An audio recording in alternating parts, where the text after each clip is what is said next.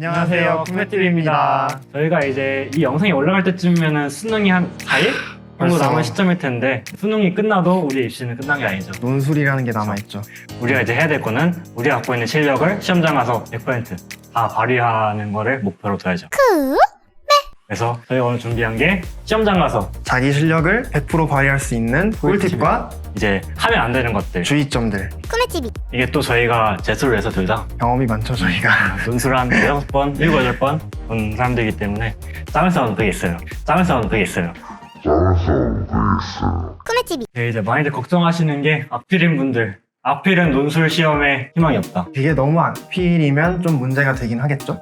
이게 사실 글씨체가 중요하지 않다고 하기는 좀 힘들어요. 수능이랑 다르게 사람이 시점하는 거기 때문에 좀 대상이 안 될 그치. 수가 있잖아요. 예. 일단 어느 정도 읽을 수는 있어야 돼요. 여기서 중요한 게 글씨체가 좋냐 안 좋냐보다는 읽을 수 있느냐 없느냐 정도로만 생각하시면 될 것 같아요. 그렇지. 글씨를 못 써도 읽을 수만 있으면 되는데, 그럼 이제 어떻게 읽을 수 있게 쓰느냐, 연습을 어떻게 하냐. 논술 준비를 할 때 문제 푸는 데만 집중을 하지 말고 논술 시험 보는 것처럼 글씨체를 빠르게 쓰되 그 글씨체가 망가지지 않도록 시험 보는 것처럼 연습을 두세 번 정도는 하는 게 충분히 가치가 있는 연습이 될 거라고 그 생각을 두세 해요. 번 하는데 시간이 오래 안 걸리지. 않는데 이제 그게 꽤 효과를 거두기도 하고.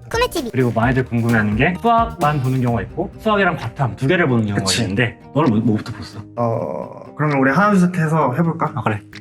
하나 둘 셋. 이건 그렇지. 과탐이 어. 국룰이야, 이거는. 배점 자체가 수학 6, 과학 4인 경우가 굉장히 좀 많은데, 수학이 시간적으로 2배 이상 걸리는 것 같아, 풀고 쓰는데. 그렇지. 그래서 이 수학을 먼저 풀다 보면은 뒤에 과탐을 거의 조금 끄적에다가 40점을 통으로 날려버리는 경우가 되게 많이 생겨요. 그래서 좋은 방법은 과탐을 집중해서 빨리 최대한 끝내고 네. 시간을 수학에 많이 투자하는 방법이 좋을 그치. 것 같아요. 네, 이제 진짜 메인인데요. 논술 시험장에서 이거는 하면 안 된다. 주의해야 될 것, 하면 안 될 것. 논술 시험을 푸는 사람은 두 가지 나뉘는데, 시험을 풀면서 바로 답안지 적는 사람이랑 이제 먼저 연습지에 풀어놓고 그걸 답안지에 옮기는 식으로 하는 사람. 그렇지. 일단 답안지에 바로 쓰는 경우는 너무 위험부담이. 아니, 내가 풀고 있어요. 답안지에 바로 옮겨서 풀고 있는데 갑자기 앞부분에 틀린 거를 발견한 거예요. 이게 논리적으로 말이 안 돼. 보통 펜으로 쓰기 때문에 찍찍 긋거나 찍찍 긋고 위에 다시 쓰거나 아예 시험지를 바꾸거나 1번이라는 그러니까 아예 교체를 하던가. 두 가지 다 시간적으로 굉장히 압박이 되기 때문에. 그리고 멘탈적으로도 좀 흔들릴 가능성이 있지.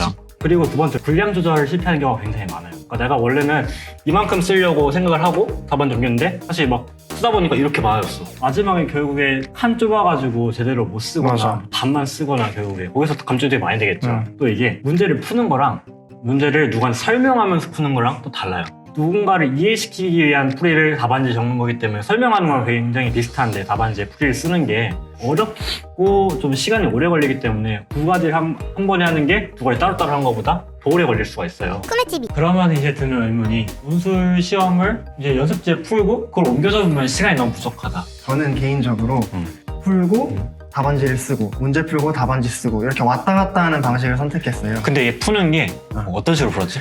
이게 풀 때 논술이지만 문제를 풀 때는 수능 문제 푸는 그치. 것처럼 답만 일단 구하는 식으로. 왜냐면 이게 왜 중요하냐면은 이 과정이 내가 문제를 파악하는 과정이에요. 그치. 답을 빠르게 구하면서 문제를 파악을 하고 그 다음에 논리적인 체크를 한번 하고 논술 답안지를 쓰는 것이. 처음부터 뭐 자세하게 하나하나 쓰는 과정이 아니기 때문에. 거기서 시간을 세이브를 할 수가 그치. 있지. 시간이 남을 거를 대비를 해서 소문제를 답안지를 쓰고 그 밑에 다음 문제를 바로 쓰지 않고 한 두세 줄 정도 띄어서 썼어. 그런 식으로 문제를 다 푼 다음에 시간이 남았다 그러면은 그 두세 줄 사이에 별해를 넣는 거야. 그치. 그러니까 예를 들어 내가 어떤 문제를 대수적으로 풀었는데 이걸 약간 기하적으로 풀 수 있는 방법이 있다면 뭐 그래프 정도 하나 그려놓고 이런 식으로 풀어도 같은 결론이 나온다. 네, 물론 이거는 시간이 남았을 때 맞아요. 다 풀고 나서 이제 마지막으로 논술 시험장에 챙겨가야 될 거. 일단 저 같은 경우는 펜 추천드리고 싶어요. 일단은 펜이 사실 없어도 큰 문제 되지 않는 게, 학교에서 뭐 기념품으로 펜 주는 경우가 나눠주지. 굉장히 많아요. 우리도 경희대학교 펜 받았는데 그거 사실 되게 구려요. 글씨도 이쁘게 써지고 빠르게 써지기도 하니까 맞아. 자기가 평소에 쓴 펜 하나 준비하는 게 좀 중요하고, 혹시 샤프로 써야 될 수도 있으면 샤프로 하나 준비해요. 샤프로 써야 바로 시계. 고사장에 시계가 있을 수도 있는데 없으면 망하는 거잖아요. 없으면 망하고 그치. 또 멀면 안 보일 수도 있고. 그치. 그럼 좀 불편하고. 우리 수능 시계 다들 하나씩 쓰였을 텐데 그거 수능 시계 하나씩 사고 가시면은 혹시 모를 시계 없음에 맞아, 대비할 맞아. 수 있죠. 그리고 또 챙겨가야 될 게 수능 끝나고 논술 볼 때는 좀 춥잖아. 손도 굳을 수도 있고 또 시험장 처음 가면 사람도 되게 많고 긴장을 할 수가 있거든요. 그래서 그런 거를 대비하기 위해서 핫팩 같은 거 하나 챙겨가면 손도 녹일 수 있고 맞아. 시험 볼 때 그런 것 되게 편하게 볼 수 있을 것 같아. 손 굳으면은 막 수학 같은 거 풀 그러니까. 써지지도 않고 느리게 써지고 손 떨리고 불편하고. 맞아. 논술 보러 가실 때 뭐 수능 치르고 다다음 날 가고 정신없지. 내 기억에 5시 반 이렇게 일어나서 맞아. 갔던 기억이 나는데 그럼 되게 정신없죠. 그런데 그 와중에도 이제 자신감 잃지 말고 잘 보고 오시면 좋겠습니다. 네. 파이팅! 화이팅!